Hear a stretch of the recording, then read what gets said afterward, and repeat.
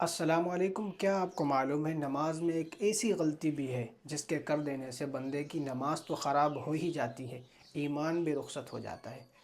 وہ غلطی ہے اللہ اکبر کے تلفظ کا غلط بولنا۔ اگر بندہ اللہ اکبر میں اللہ کے الف کو کھینچتا ہے یا اکبر کے الف کو کھینچتا ہے تو معنی اور مفہوم بدل جاتا ہے، جس سے نماز خراب ہو جاتی ہے۔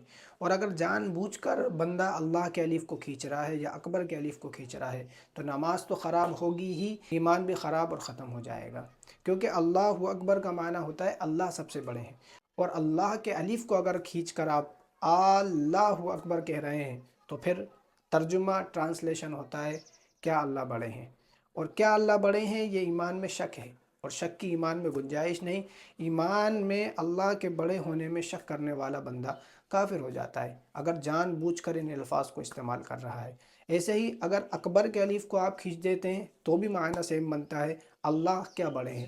یہاں بھی اللہ کے بڑے ہونے میں شک ہو رہا ہے، اور اللہ کے بڑے ہونے میں جہاں جہاں بندے کو شک ہوگا وہاں ایمان رخصت ہو جائے گا۔ اس لیے تکبیر تحریمہ جو ہم کہتے ہیں اللہ اکبر، اللہ کے الف کو بھی نہیں کھینچنا ہے اور اکبر کے الف کو بھی نہیں کھینچنا، بلکہ دونوں کے اوپر زبر لگا ہوا ہے، تو زبر کو جلدی پڑھتے ہیں، جلدی پڑھ کر اسے آپ کو اللہ اکبر بولنا ہے۔ السلام علیکم ورحمۃ اللہ وبرکاتہ۔